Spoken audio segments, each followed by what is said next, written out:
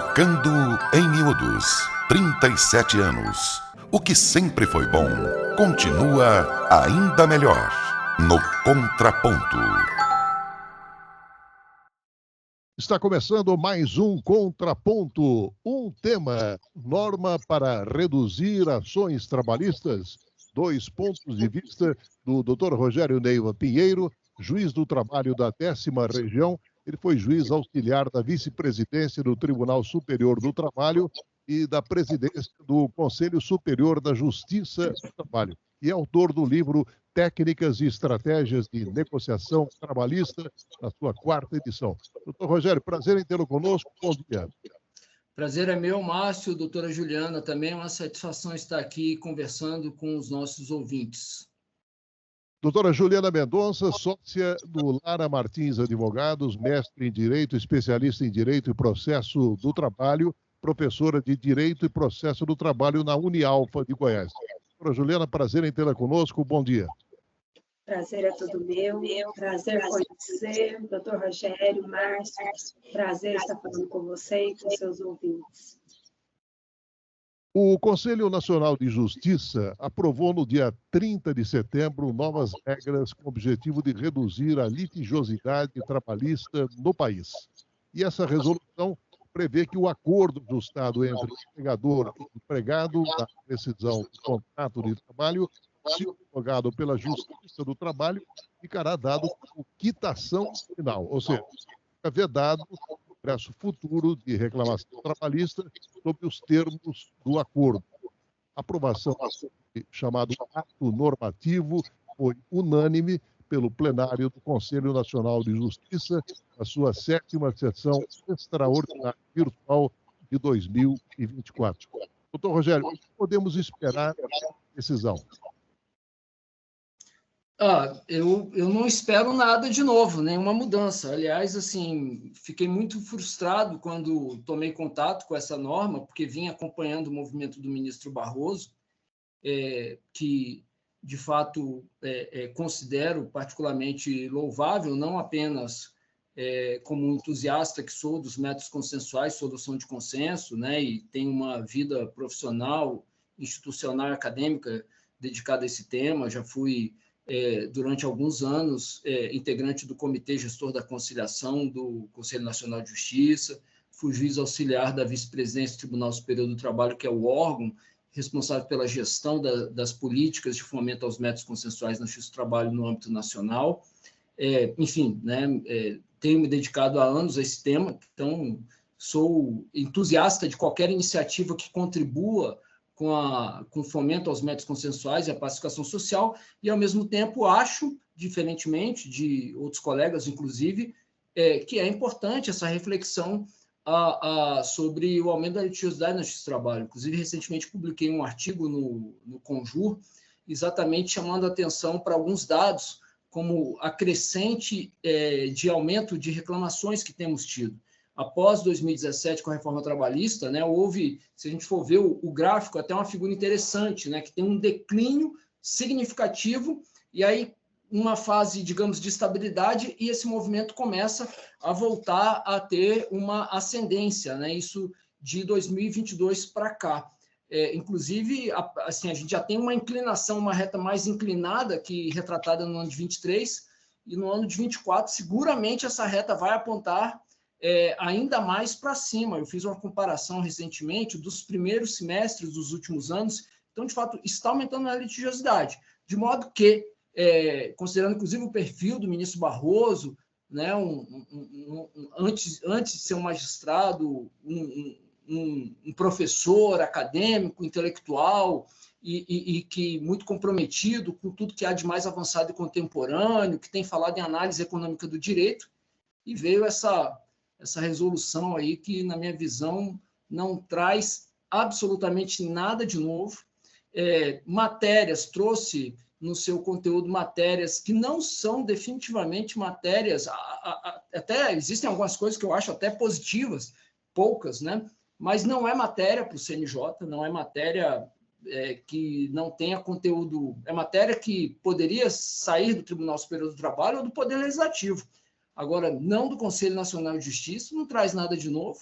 na verdade, pode trazer problemas que não estavam colocados, de modo que, assim, na minha visão, não vai mudar absolutamente nada. Pode atrapalhar. Contraponto, doutora Juliana. Eu concordo em partes com a fala do doutor Rogério, no sentido de que houve um período de uma redução do fato do número de ações trabalhistas, mas antes da reforma trabalhista, ali, período de vacatio legis, até a entrada efetiva da nova legislação, mais de 20 positivos, e passou-se a ter a sucumbência no trabalho, onde as partes passaram a ter, de fato, uma insegurança, sem saber se, de fato, se o hipossuficiente teria que pagar ou não, né? Até que, de fato, fosse decidido que suspenderia quem não tivesse condição, de fato, os pagamentos dessa sucumbência, houve um aumento significativo ali até novembro de 2017 de ações trabalhistas. E aí, o ano de 2018, 2019, teve ali aquela diminuição de fato. E aí, com a suspensão, voltou-se a ter o fluxo normal, voltou-se a ter o aumento esperado, necessário, que, ao meu ver, é o comum da Justiça do Trabalho. Porque, infelizmente, o que nós vemos são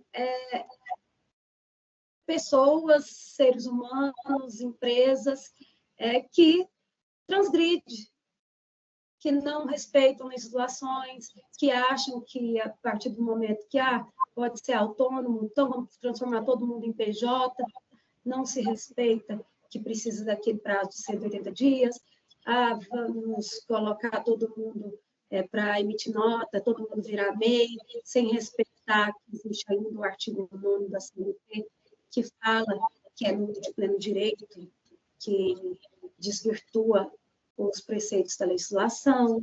Então, a gente precisa, sim, ter, óbvio, tem que tratar quem está tratando a legislação de forma irregular, tem que penalizar, sim, quem está obtendo vantagens, querendo obter vantagens de forma ilegal, tem que ser penalizado. Mas quem está entrando na justiça para obter seus direitos, eu acho que tem que ser respeitado e tem que ser, de alguma forma, sim, priorizado. Não trazer entraves, é muito perigoso a gente fomentar essa negociação extrajudicial. Não, arruma um advogado aqui, outro ali, e vamos entrar com a ação na justiça, dar ampla quitação. Hoje em dia, o entendimento, né, que o CNJ trouxe é que até 40 salários mínimos por 6 meses vai ser feito dessa forma, né? Mas, ao menos o que eu vejo, pode ser a maioria esmagadora dessas negociações extrajudiciais, são de valores até 40 salários mínimos. Então, a maioria dos trabalhadores. São trabalhadores que são valores até... valores não são tão significativos, né? Doutor Rogério, o assunto já despertou diversos questionamentos jurídicos, né? Por exemplo, existem regras observadas para a realização desse procedimento de transação. Por exemplo, o CNJ, de fato, ele tem efetiva competência exatamente para estabelecer essas regras normativas e mais, em observância ao contido desse ato normativo. Na prática, haverá ou não uma redução da litigiosidade, doutor? Bem, primeiro eu entendo que o CNJ definitivamente não tem competência para tratar do que tratou. Aliás, assim, tem ali naquela resolução matérias que são tipicamente jurisdicional e que, diga-se de passagem, o TST estaria em vias de enfrentar, como, por exemplo, a possibilidade do juiz promover a chamada quitação parcial, que é aquela homologação parcial, que é aquela homologação em que o juiz entende que há um problema no acordo e aí, ao invés dele rejeitar a homologação, ele homologa excluindo aquilo que ele vê como problemático e mantendo o resto, o que, na minha visão, consiste aí numa alteração do que foi pactuado entre as partes, né? Hoje, no TST, existem turmas que entendem que o juiz não pode fazer isso, inclusive, né, há uma expressão que se utiliza para se referir a essa situação, que é chamada atuação binária, ou rejeita ou homologa.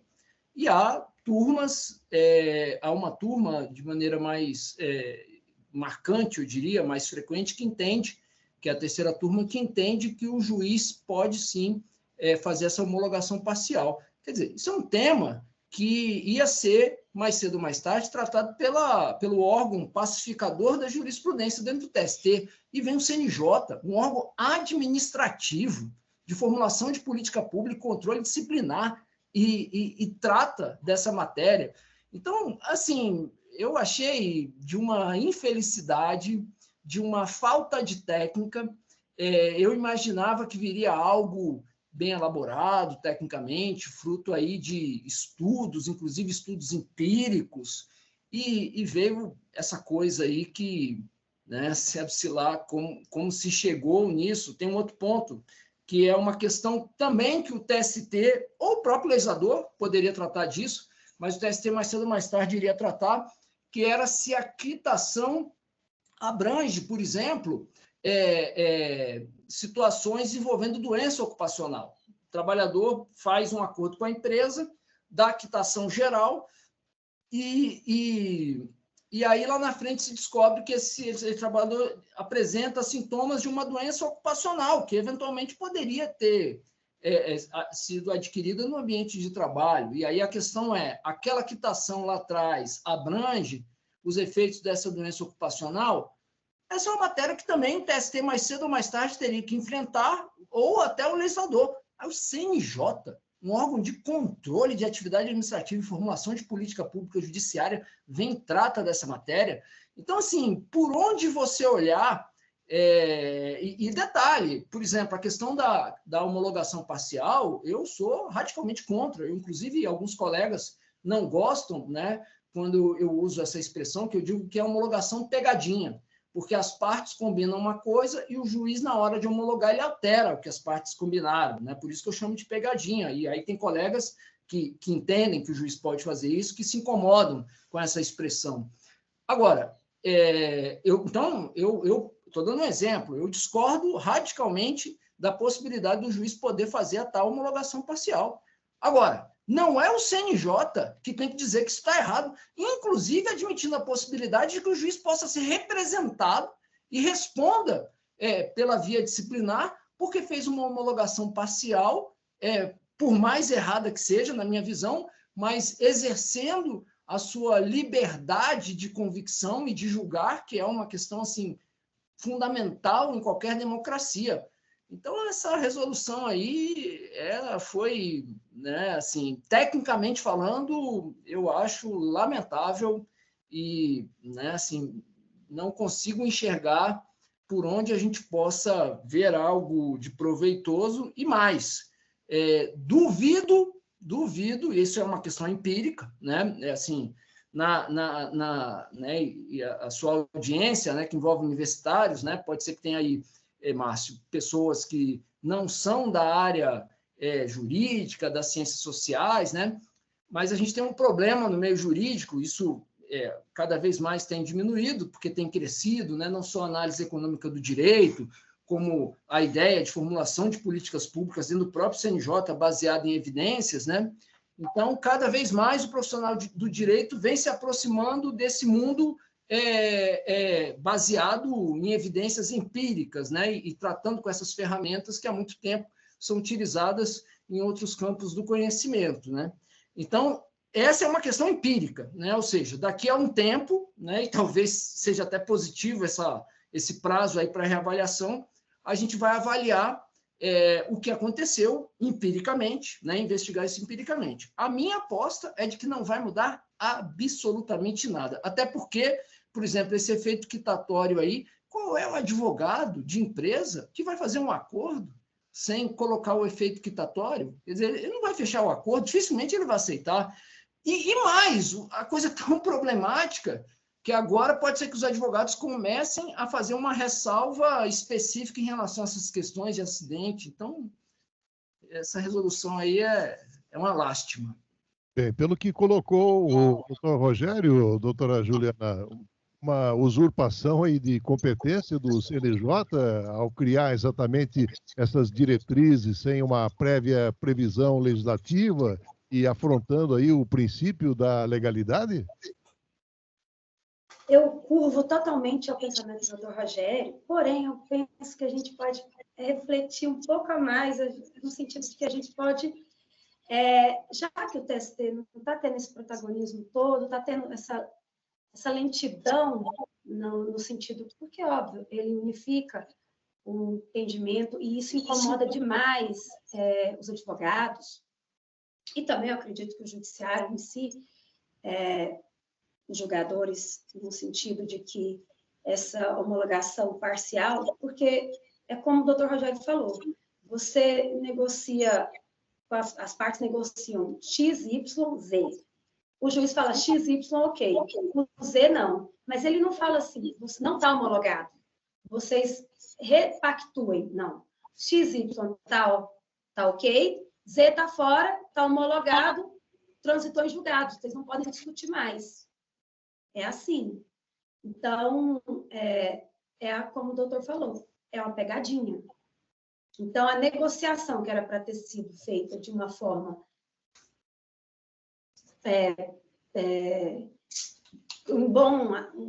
de bom agrado para as duas partes, no final, sai desagradando as duas partes e agrada apenas o juiz.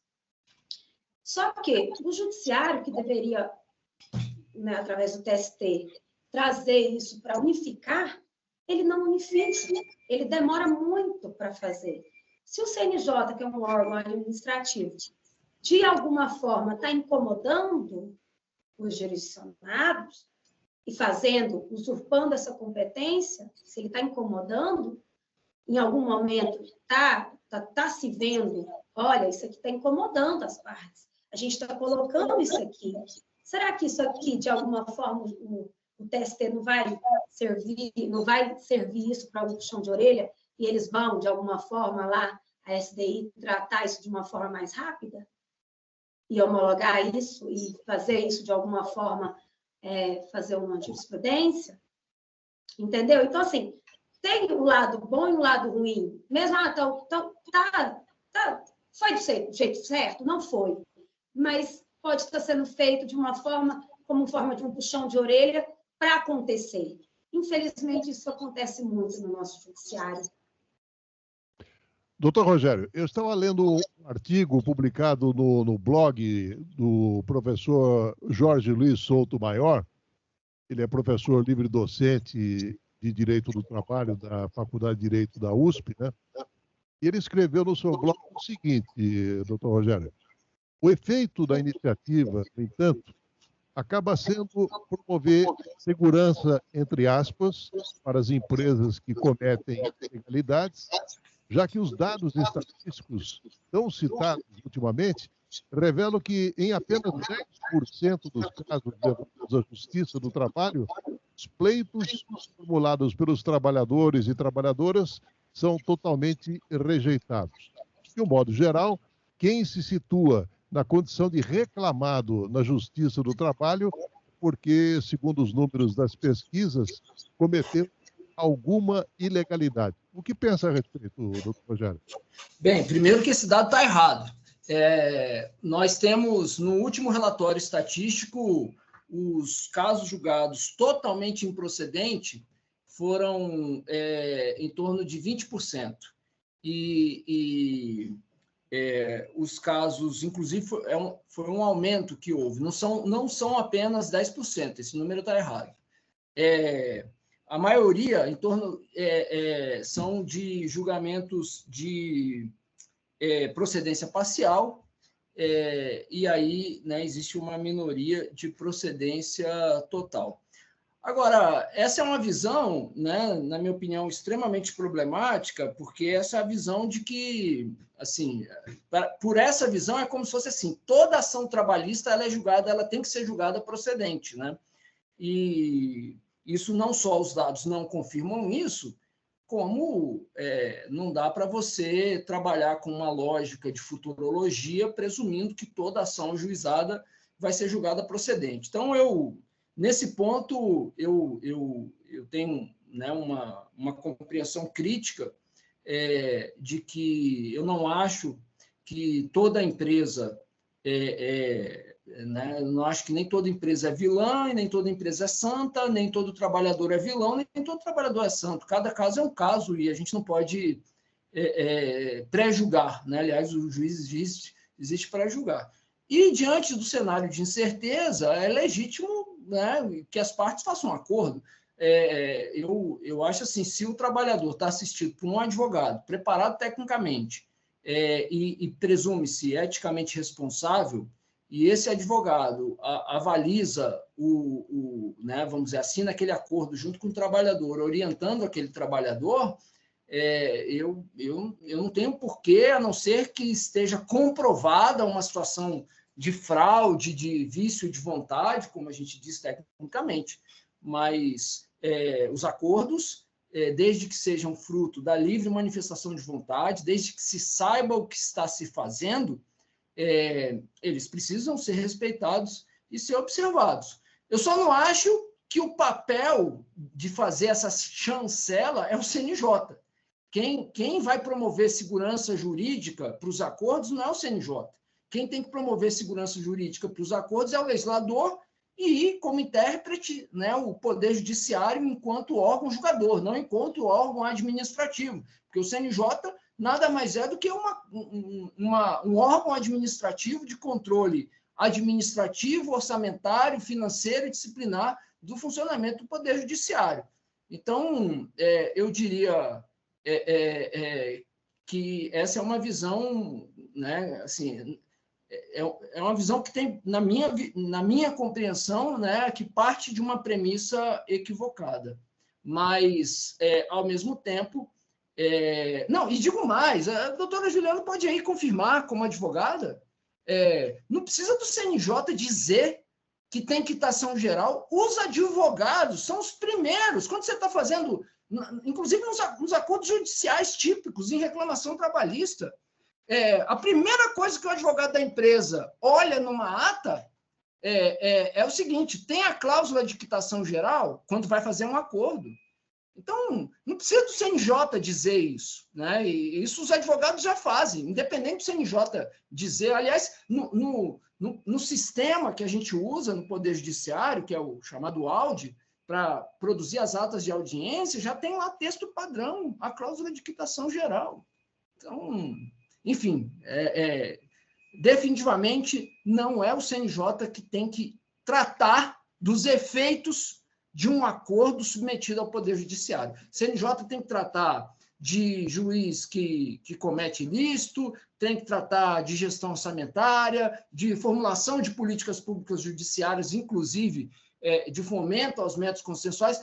Veja só, quer dizer, o negócio é tão assim, o Conselho Superior da Justiça do Trabalho fez uma resolução o seguinte, que no caso da mediação pré-processual, que também é tratada nessa resolução, que é a situação em que uma das partes pode entrar com um pedido para que o Poder Judiciário busque uma solução de consenso num determinado conflito, o Conselho Superior da Justiça do Trabalho produziu uma resolução no primeiro semestre desse ano, dispensando a participação do advogado. Que, na minha visão, inclusive, é ilegal. Por quê? Porque a lei, no caso do acordo extrajudicial, estabelece a obrigatoriedade da participação do advogado. Aliás, a coisa é tão assim que a CLT dispensa o advogado no processo tradicional, que é o chamado ius postulante. Mas, no caso do acordo extrajudicial, a lei exige, isso vem, inclusive, para a reforma trabalhista, exige o advogado. O Conselho Superior da Justiça do Trabalho vai e cria uma resolução dispensando o advogado. Quer dizer, o CNJ ele podia, já que é para invadir competência, que ele pelo menos aproveitasse essa oportunidade dessa resolução para dizer que o Conselho Superior da Justiça do Trabalho está errado quando dispensa o advogado. Nem isso fizeram. Então, essa resolução aí, olha, foi uma lástima. Doutora Juliana, em favor da norma, se diz que a excessiva litigiosidade seria prejudicial a investimentos que podem gerar mais postos formais de trabalho e vínculos de trabalho de maior qualidade. É verdadeira ou falsa a afirmação? É mais uma falácia, né? É a mesma coisa que ocorreu na reforma trabalhista, que mudou mais de 200 dispositivos, que precisava dessa reforma feita a toque de caixa, que geraria segurança, que aumentaria postos de trabalho, gerou foi muito mais insegurança, não aumentou postos de trabalho de forma nenhuma, foi diminuir o salário médio do trabalhador, aumentou a informalidade dos trabalhadores, sabe? Existe fórmula mágica? Não existe. Querem inventar a roda, só que a roda já existe, sabe? Querem fazer, inventar coisas que sem estudo apropriado, simplesmente vão lá, não, isso aqui vai ser bom porque vai reduzir o número de ações trabalhistas e isso vai dar segurança, dando segurança, as empresas vão contratar mais, vai vir mais investidores, baseado no quê? Na época da reforma trabalhista, foi o que se foi falado. Prova-se que aumentou o número de trabalho, prova-se que aumentou o número de salário dos trabalhadores. Não teve nada. Isso ainda pior ainda. Essa medida pior ainda. Não vai fazer nenhuma diferença. Doutor Rogério, segundo o presidente do Conselho Nacional de Justiça e do Supremo Tribunal Federal, o ministro Luiz Roberto Barroso, que apresentou essa proposta, né? A alta litigiosidade trabalhista compromete a geração de postos de trabalho, a formalização do emprego e o investimento. Ele afirmou ainda que é ruim para o trabalhador, para o sistema de previdência, para o desenvolvimento do país. E, segundo ele, a resolução garante a proteção do trabalhador, que sempre deverá estar assistido por advogado ou pelo sindicato, bem como dar segurança jurídica para o empregador, doutor Rogério. Não, assim, na linha do que a doutora Juliana colocou, eu acho que, ainda mais o ministro Barroso, né, que sempre muito cuidadoso com as suas colocações, né, e eu digo, dentro dessa preocupação, né, do empirismo, né, da formulação de políticas públicas baseadas em evidências, assim, isso, na minha visão, até onde eu sei, né, é preciso provar empiricamente que há uma causalidade entre a litigiosidade e eventualmente, né, a taxa de ocupação, né? A doutora Juliana colocou aí que se falava que a reforma trabalhista aumentaria postos de trabalho, e isso não se confirmou, né? Até onde eu sei, o que aumenta postos de trabalho são políticas públicas de natureza econômica, de fomento ao investimento, enfim. Agora, e mais, né? Assim, a litigiosidade ela precisa ser avaliada de maneira relativa e não absoluta, né? Então, assim, tivemos um movimento partimos, né, de cerca de 2 milhões de ações. O auge foi o ano de 2016, que nós chegamos a quase 2 milhões e 200 mil ações no ano de 2016. Aí, no ano de 2017, houve um pequeno recuo, mas na casa aí dos 2 milhões, e a partir de 2018 vem um declínio significativo no pós-reforma, a gente chega ali para um pouco menos de 1,5 milhão de ações, e aí depois esse movimento começa a crescer, né, principalmente em função, na minha visão, né, assim, aí eu não estou falando de causalidade, né, eu estou falando pelo menos de correlação, né, entre a decisão do Supremo de outubro de 21 sobre a questão das despesas processuais e esse movimento recomeça. eu não me espantaria se esse ano a gente voltar ao patamar dos 2 milhões de ações. Agora, a pergunta é, isso é muito? Isso é pouco? Com base em quê? Né? Qual é a referência?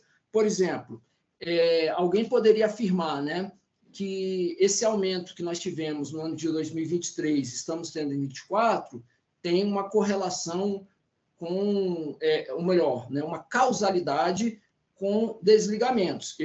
Nesse artigo que eu mencionei sobre a litigiosidade, eu tive cuidado de investigar os desligamentos no CAGED. E, na verdade, houve uma redução dos desligamentos segundo o CAGED em 23. Então, diminuíram os desligamentos e aumentaram as ações. Então, esse argumento está furado. Esse é o velho problema que a gente tem na área jurídica, e em alguma medida no meio político, de fazer afirmações sem base em evidências empíricas e científicas, sem base em dados, né? Igual o caso aí do professor Jorge Luiz Souto-Maior, dizendo que 10% das ações são julgadas totalmente improcedente, né? E, na verdade, 20%, ano passado foi, até que estava conferindo, foram 22% das ações foram julgadas totalmente improcedentes, 15% foi totalmente procedente, e a maioria está ali na procedência parcial. Então, o problema, né, no meio jurídico é esse problema de fazer afirmações empíricas, mas afirmações que têm um conteúdo empírico, mas sem ter o dado que ampare, né? E aí a gente entra nesse campo do achismo, né? Então, eu não sei se a litigiosidade é grande, né? Para dizer se a litigiosidade é grande, eu teria que pensar na litigiosidade baseado em quê? Baseado na quantidade de magistrados, baseado na quantidade da população, baseado na quantidade de desligamentos, né? No caso específico da Justiça do Trabalho, baseado em outros países, né? Então, senão fica conversa de boteco, né? Uhum. Doutora Juliana, a Confederação Nacional dos Trabalhadores da Saúde divulgou uma nota à Zilmar Alencar Consultoria Jurídica sobre a norma do CNJ, alegando que a resolução do CNJ pode agravar a desigualdade de poder nas relações de trabalho, permitindo que o trabalhador seja submetido a condições negociadas no ambiente de pouca transparência e apoio, doutora. Na verdade, o doutor Rogério, na verdade, está chamando mais atenção para coisas que, de fato, alguns advogados ou algumas empresas não observavam antigamente. Porque agora as empresas estão observando mais todos os destaques que elas devem colocar nessas negociações extrajudiciais, inclusive doenças ocupacionais que, eventualmente, vão vir a ter destaques e etc. A ter algum conhecimento, vamos dizer, o empregado teve uma doença psíquica em algum momento, tem dúvida se teve ou não em relação com o trabalho, já vai, coloca ali para já ter um norte que aquilo ali não vai, no futuro, a empregada ou o empregado vir a destacar que tenha uma relação com o trabalho e vir pedir um dano material, um pensionamento, um dano moral ou alguma coisa relacionada. Então, assim, nesse sentido, a própria medida trouxe mais um destaque para que essas empresas e esses advogados de empresas, eles tomem mais cuidado, mais cautela, para que, eventualmente, esses trabalhadores, no futuro, eles não possam se recorrer de qualquer tentativa, porque ali vai estar discriminado toda e qualquer possibilidade que aquele trabalhador não vai poder recorrer no futuro. Uhum. Doutor Rogério, não é de hoje que a Justiça do Trabalho tem sido alvo de críticas, né? E a novidade é que, nos últimos anos, essas críticas elas passaram a ter origem no próprio STF. Por exemplo, em outubro do ano passado, o ministro Gilmar Mendes afirmou o seguinte, aspas, os caprichos da Justiça do Trabalho não devem obediência a nada, à Constituição, aos poderes constituídos ou ao próprio Poder Judiciário.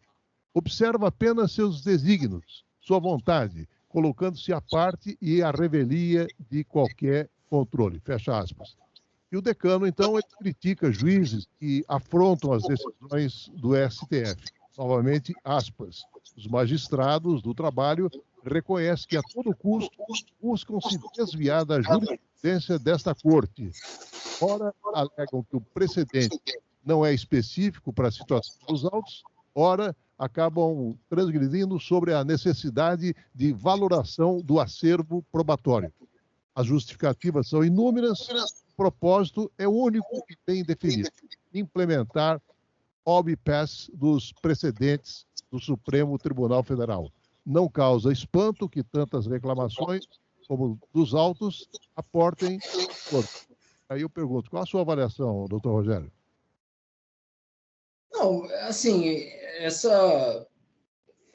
eu não vou tecer juízo de valor sobre a crítica, né? Mas assim, a questão toda, e tentando contribuir, né, com a melhor compreensão aí de quem nos assiste, é que o Supremo vem enfrentando o tema da configuração ou não da relação de emprego em determinadas situações que envolvem pactuações formais fora do padrão típico da relação de emprego, né? Assim, traduzindo em miúdos, para quem nos acompanha, né? A Justiça do Trabalho, tradicionalmente, enfrentou situações em que alguém diz assim, olha, eu fui formalmente contratado como pessoa jurídica, ou como um prestador de serviço autônomo, ou mesmo um trabalhador de plataforma, e, na verdade, na prática, eu não era. Na prática, eu trabalhava como se fosse, né, como se diz aí hoje, um CLT, um empregado. E a Justiça do Trabalho sempre analisou as situações, olhando os fatos e a realidade, e, a partir daí, proferiu uma decisão reconhecendo ou negando que ali havia uma relação de CLT, né, como se diz aí popularmente. E o Supremo, de algum tempo para cá, essas questões vêm chegando ao Supremo, e isso começou a chegar no Supremo a partir de um debate sobre a constitucionalidade da terceirização, de normas, né, que tratavam de terceirização de atividade fim. E, a partir daí, o Supremo começou a enfrentar esse tema. E muitos juízes do trabalho, né, de fato, como relatado aí na crítica do ministro Gilmar Mendes, às vezes não observam esse entendimento do STF, né, e assim, pelo menos a minha leitura é de que o STF vem entendendo o seguinte, olha, se tem ali formalmente uma contratação nesses moldes que foge do padrão CLT, isso deve ser observado. E alguns juízes vêm, dentro da sua liberdade de julgar, entendendo que não. E aí, muitas vezes, os advogados usam de um expediente em função do qual se permite com que da sentença de primeiro grau, ou mesmo da decisão do TRT, vá direto bater na porta do Supremo, dizendo assim, olha, que é o mecanismo da reclamação, dizendo, olha, essa decisão judicial está descumprindo esse entendimento do Supremo. E aí o Supremo vai e dá uma decisão desfazendo aquela decisão da Justiça do Trabalho. E aí é essa crítica do ministro Gilmar Mendes, né?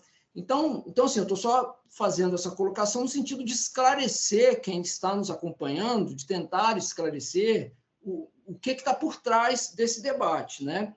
Eu como eu sou muito seguidor da jurisprudência, porque eu acho assim, eu entendo, e aí a minha visão, dentro da minha liberdade de atuar como juiz, eu entendo que não me cabe criar falsas expectativas. Por mais que eu pense diferente das cortes superiores, eu costumo, né, nas minhas decisões, ressalvar lá meu entendimento pessoal, mas eu aplico o entendimento de quem dá a palavra final, porque eu acho que ou eu estou forçando a parte a fazer um caminho para, né, se chegar naquele resultado, e, ao mesmo tempo, na outra parte, eu estou criando uma falsa expectativa. Então, eu não tenho dificuldade nenhuma em seguir a jurisprudência dos tribunais superiores, né? E aí eu digo isso com muita tranquilidade, porque, para mim, essa crítica ela não funciona, porque eu sigo, né? Inclusive, eu estou com um caso, nesse momento, para julgar, né, de uma repercussão razoável, e eu venho conversando com as partes exatamente nesse sentido, né? Dizendo, gente, né, não adianta ser mais realista que o rei, né? Então assim, mas é isso, a questão, e esse é um debate, né, que está acontecendo. Em alguma medida, esse debate está antecipando a questão dos trabalhadores plataformizados, porque a verdade é que a Justiça do Trabalho, por meio do seu órgão de cúpula, né, que é o Tribunal Superior do Trabalho, ainda não se posicionou sobre essa questão do vínculo de emprego, de Uber, né? Existem, e não só de Uber, como das outras plataformas, né? Então, assim, na minha leitura, o que o Supremo vem dizendo, vem tentando antecipar e que vai na mesma linha do legislador. Quer dizer, veja você que foi enviado para o Congresso um projeto de lei gestado dentro do Poder Executivo, que tem à frente, né, o presidente da República, ligado, né, aos movimentos sindicais e de esquerda e dos trabalhadores.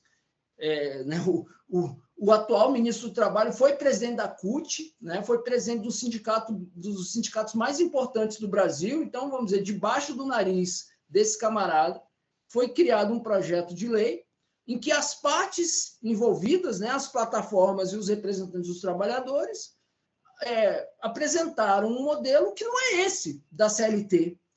E aí, quem sou eu para dizer que não, né? Quer dizer, num governo ligado aos movimentos, né, de trabalhadores, de sindicatos, se constrói uma solução que foge ao padrão CLT, e com o apoio dos trabalhadores, e aí eu vou dizer que não, que ele vai ter que ser CLT, né? Então, eu tenho uma dificuldade com isso, mas, e ao mesmo tempo, eu não tenho problema com essa crítica, porque eu sigo a jurisprudência. Mas é isso, né? A crítica é essa. Doutora Juliana, essa decisão do CNJ, ela está sendo vista também com surpresa, porque essa questão ela já havia sido tratada pela reforma trabalhista de 2017, né? Aí eu pergunto, até que ponto o problema, então, estaria na resistência dos juízes trabalhistas em homologar esses acordos, o que tirou toda a efetividade deles, sendo, então, objeto de crítica. O que pensa a respeito? Na verdade, eu vi alguns comentários, inclusive de alguns juízes, que não entenderam, de fato, essa medida do CNJ, porque já tem lei, né, para isso. Então, está chovendo, meio que chovendo molhado, querendo regulamentar uma coisa que já tem decisão.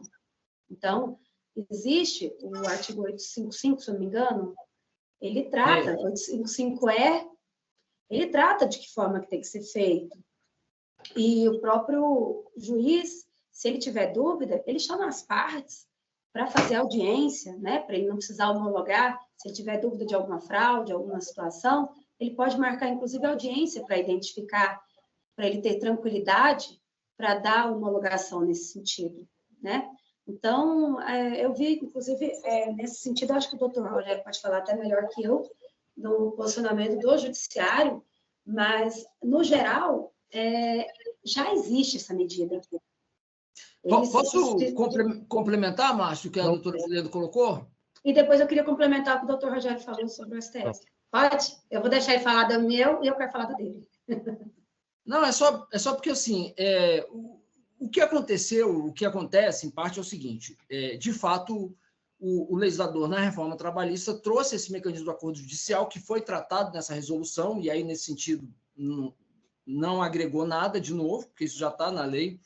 Só que o problema é o seguinte: o legislador, quando tratou disso na reforma trabalhista, e eu acho absolutamente natural, porque o legislador não tem como imaginar tudo que vai acontecer, ele não definiu, nesses dispositivos que a doutora Juliana colocou, ele não definiu aspectos como, por exemplo, O juiz pode analisar o conteúdo do acordo ou o juiz tem que se ater aos aspectos formais? Como assim aspectos formais?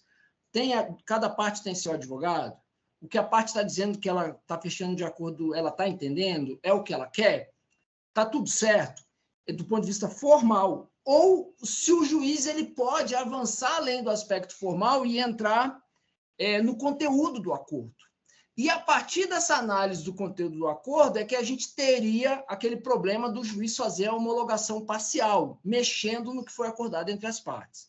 Então, de fato, o legislador não tratou disso. E como o legislador não tratou disso, nós temos tido debates sobre isso. Numa situação como essa, tem dois caminhos. Ou o judiciário, numa interpretação da lei, pacifica, que é o que viria a acontecer mais cedo ou mais tarde, ou o legislador define, faz uma nova lei. Inclusive, eu tenho conversado com o deputado que está como relator de um projeto de lei, que inclusive é de autoria, né, do possível próximo presidente da Câmara, que é o deputado Hugo Mota, né, da Paraíba. O deputado Hugo Mota fez um projeto de lei que permite que este acordo extrajudicial homologado pelo juiz e que foi trazido na reforma trabalhista, que foi replicado, né, porque a palavra é essa, é replicação, porque não tem inovação, na resolução do CNJ, que isso possa ser feito em cartório.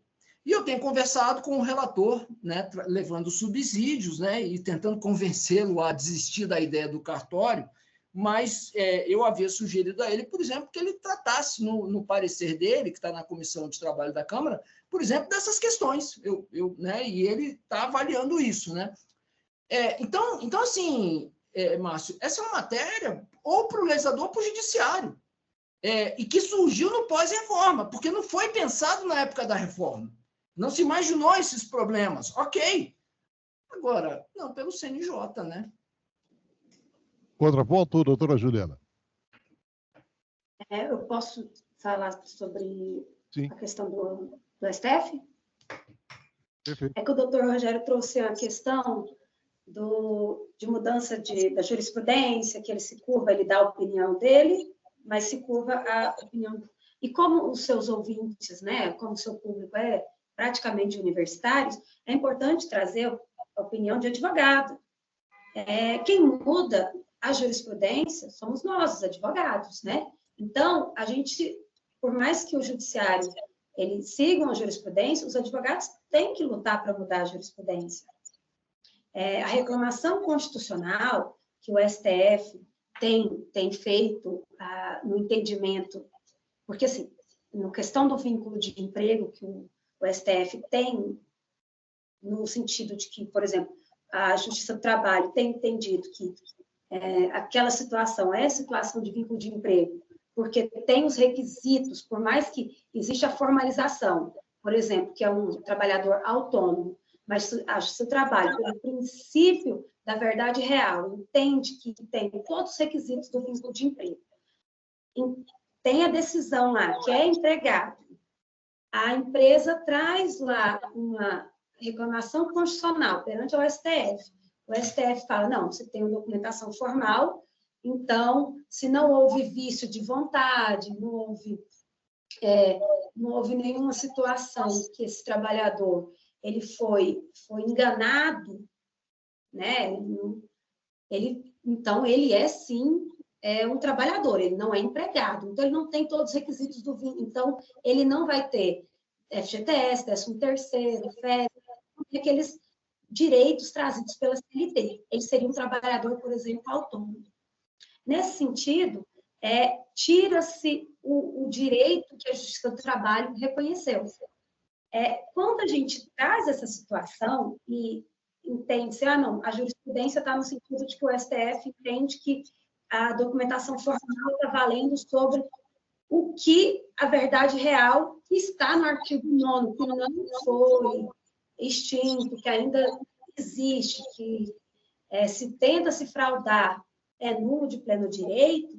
Então, nesse sentido, eu acho que os advogados têm sim que lutar no sentido de que o STF vai aposentar, quem está lá hoje, ou, por exemplo, recentemente já teve mudança, e uma decisão aqui pode ser mudada no futuro. Então, a gente não pode entender como cláusula pétrea, é a minha visão, tá?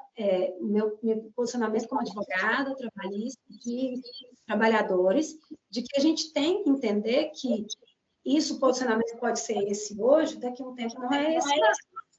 Então, e não é trazendo, estou enganando meu cliente, não. Se ele possui, sim, todos os requisitos do vínculo de emprego, existe um único documento formalizando aquela situação, e não sendo ele hipersuficiente, porque quando trata de uma hipersuficiência, eu acho que fragiliza, sim, a tese, eu acho que tem, sim, ser analisado, se tem provas de que pode ser uma situação do artigo 9º, de uma nulidade, eu acho que pode, sim, não ter esse pensamento de que não, o STF vai derrubar, então nem precisa entrar com esse tipo de ação. Não estou, só fazendo um contraponto, tá, doutor? Vendo pela minha realidade hoje e pensando no que os outros alunos, que são a maioria dos ouvintes aqui. Não, Rogério, o nosso programa se chama Trocando em Miúdos, né? Eu gostaria que o senhor procurasse trocar em miúdos um ponto da norma, né?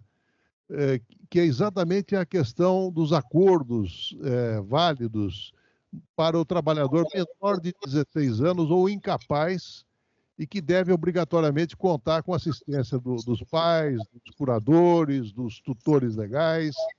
E essa homologação dos acordos dependeria ainda da provocação espontânea dos interessados ou dos substitutos processuais legitimados aos órgãos judiciários competentes, incluindo aí centro judiciário de métodos, né? Em conformidade, inclusive, com as resoluções que foram editadas pelo Conselho Superior da Justiça do Trabalho. Dá para trocar em miúdos para os nossos ouvintes o que significa esse tipo de acordo, doutor? Sim, dá para trocar em miúdos. Na verdade, e até para quem nos acompanha nesse momento, né, explicando melhor, nós temos hoje, a gente pode considerar que hoje nós temos no nosso sistema de solução de conflitos trabalhistas pela via do consenso, né? Ou seja, se você quer resolver um problema, um conflito trabalhista no judiciário por meio de um acordo, hoje você tem 3 caminhos. O caminho tradicional né, e original, que é o quê? O advogado do trabalhador ajuiza uma ação na Justiça do Trabalho, né, que a gente chama de reclamação trabalhista, reivindicando lá todos os seus direitos. O juiz marca uma audiência, e aí é um processo judicial, e nessa audiência é possível que se chegue a um acordo, né? Aliás, é obrigatório a tentativa do acordo. Então, este é um primeiro caminho, original, né, o tradicional. Foi criado na reforma trabalhista um segundo caminho, que é chamado de acordo extrajudicial, ou também chamado de jurisdição voluntária, ou que é a classe processual no processo judicial eletrônico, né, que a gente chama HTE, que é a homologação de transação extrajudicial. Como é que funciona? O trabalhador, vamos dizer, sai da empresa de uma forma mal resolvida com seu empregador, né? Então, digamos, o empregador acha que ele cometeu uma justa causa, ele não reconhece a justa causa, tá aquela confusão. Então, eles podem fazer um acordo sem a necessidade de uma ação. Como é que funciona isso? A empresa, e aí tanto faz a iniciativa, a empresa procura o seu advogado, o advogado da empresa, né, eu costumo dizer até para os meus alunos, né, o ideal é o seguinte, né, se você está pela empresa, que normalmente é quem toma essa iniciativa, você vira para o seu cliente, o empregador, e fala assim, procure o seu ex-empregado, passe o meu telefone para ele, diga para ele procurar um advogado da confiança dele e para esse advogado da confiança dele entrar em contato comigo. Comigo quem? O advogado da empresa. Aí o trabalhador procura um advogado da confiança dele, seja lá de que forma for, passa o telefone para esse advogado do advogado da empresa e o advogado do trabalhador procura o advogado da empresa, ambos começam a conversar e aí proposta daqui, proposta de lá, discutem, chegando num consenso, os dois advogados, eles vão fazer um documento conjunto que um escreve, o outro revisa, enfim, eles precisam chegar num consenso, inclusive, quanto ao texto do documento, eles vão fazer um documento conjunto, e um dos dois vai dar entrada no processo, via processo judicial eletrônico, como se fosse essa ação, que não é bem uma ação, chamada HTE, homologação de acordo extrajudicial, dizendo assim, seu juiz, chegamos num acordo para resolver a nossa pendência, queremos que você homologue. O juiz pega, analisa, é disso que a gente está falando, analisa tudo isso aqui e estando tudo certo, todo mundo com advogado, não tem problema, né? Tá tudo ok, ele pode, né? É natural que ele faça uma audiência, até para ouvir, né? Eu sempre faço audiência e a minha grande preocupação é saber o seguinte, como foi que o trabalhador chegou no seu advogado, né? E aí, quando eu consigo apurar que o trabalhador... eu digo, a melhor resposta que eu gosto de ouvir é quando fala assim, é da minha igreja, né? Eu digo, então pronto. Porque qual é a grande preocupação? A minha preocupação é que aquele advogado ele esteja como advogado de mentirinha do trabalhador. No fundo, ele é advogado da empresa e está, né? Aquilo ali é uma farsa, né? Essa é a grande preocupação.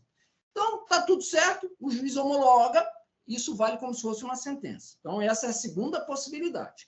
E a terceira possibilidade, que está lá na resolução, está no artigo 1º da resolução. A terceira possibilidade, que está no artigo 3º, funciona assim, é o que a gente chama de reclamação pré-processual. Vamos dizer, essa mesma situação. Teve uma briga lá na empresa, aí a empresa entende, né, o empregador, que o camarada cometeu a justa causa, o sujeito não reconhece, está aquela confusão. Aí o advogado da empresa vira para a empresa e fala isso que eu acabei de falar, fala para o trabalhador arrumar um advogado e me procurar. Aí o dono da empresa fala assim, não, eu não vou falar com ele, porque eu cortei o contato com ele. A gente brigou, eu não tenho como falar isso para ele. Aí esse advogado da empresa vai fazer assim, então tá bom, então vamos fazer o seguinte, eu vou entrar com um pedido na justiça, que é como se fosse uma ação, mas formalmente não é a ação, chamado reclamação pré-processual, que também tem uma classe processual específica, que chama RPP, que é reclamação pré-processual. E aí ele vai entrar, a empresa vai entrar, assistida pelo seu advogado, né, até porque precisa do advogado, porque para poder peticionar no PJE vai precisar do advogado. Aí a empresa vai entrar, a justiça vai receber aquele pedido, vai marcar uma audiência e vai chamar o trabalhador. Então, é isso que está nessa resolução, essas três possibilidades. O grande detalhe, né, e a minha crítica, é que isso foi criado, não foi na resolução. A resolução ela só replicou aquilo que já existe. Isso está na lei. Isso está no artigo 855B da CLT, que foi criado com a reforma trabalhista, e está na resolução 377 do Conselho Superior da Justiça do Trabalho. Não tem, trocando em miúdos, o que está na resolução, que é o que eu expliquei agora, já existia antes da resolução do CNJ.